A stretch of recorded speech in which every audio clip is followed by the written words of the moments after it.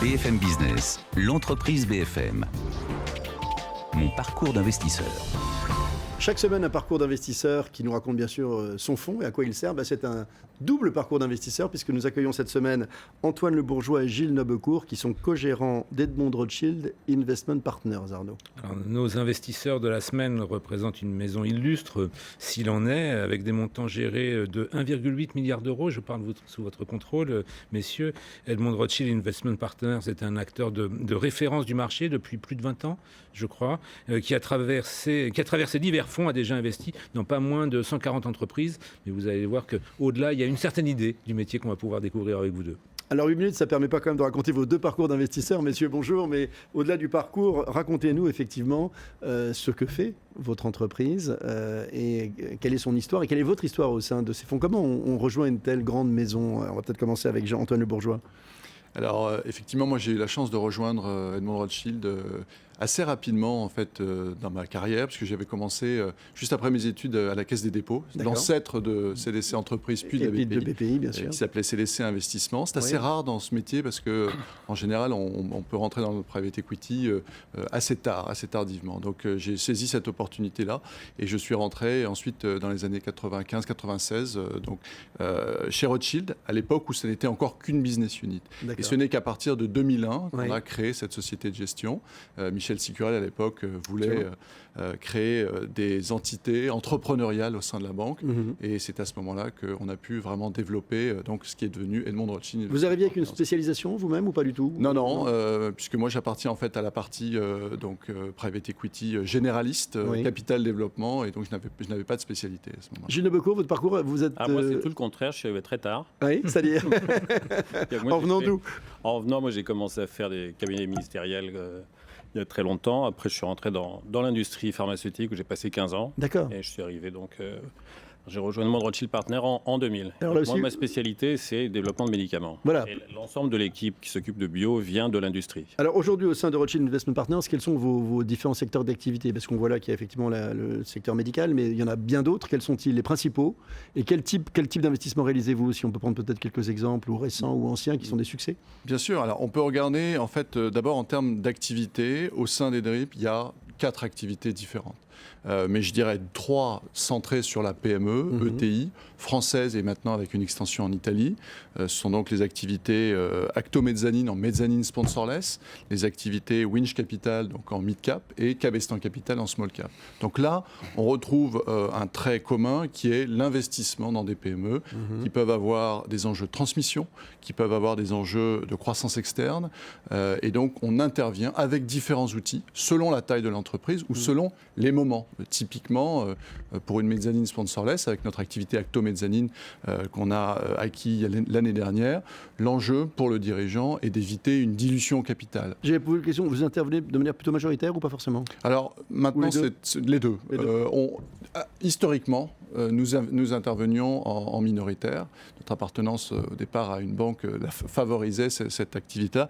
Maintenant, on voit bien que ce métier s'est complètement modifié. Les frontières sont devenues assez poreuses et donc on fait essentiellement des activités d'investissement minoritaire, mais un certain nombre aussi d'investissements majoritaires. Avec des tickets de quelle nature, en fait, Gilles Nobecourt?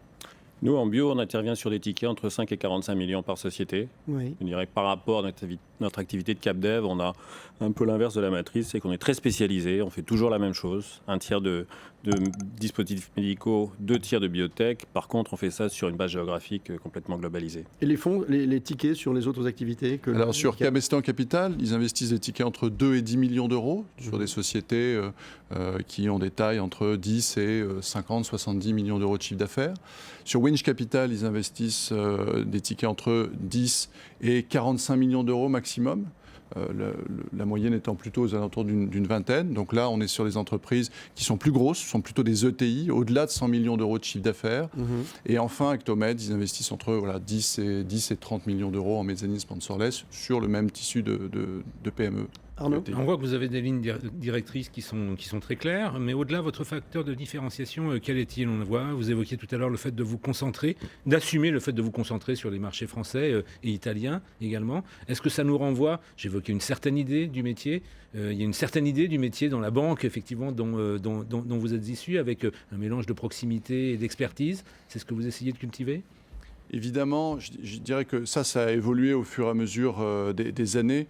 Au départ, nous étions vraiment dans la culture de l'investissement minoritaire. Au fur et à mesure, on s'est rendu compte, encore une fois, que l'argent ne suffit pas maintenant dans ce métier. Il faut apporter toute une série de conseils, d'expertise, de savoir-faire. C'est la demande des entrepreneurs. Aujourd'hui, les entrepreneurs ont énormément de choix. L'argent est disponible. Vraiment, il y a le choix aujourd'hui. Oui, vraiment. Ils font du shopping, ils vous mettent en concurrence ? Oui, ils nous mettent en concurrence. Oui. Ils font, maintenant, on voit vraiment des gens qui font leur diligence eux-mêmes. Nous, systématiquement, par exemple, on donne une liste. C'était vous, les diligences avant. Voilà, nous, on fait toujours des diligences, mais nous donnons une liste de nos entrepreneurs avec les contacts.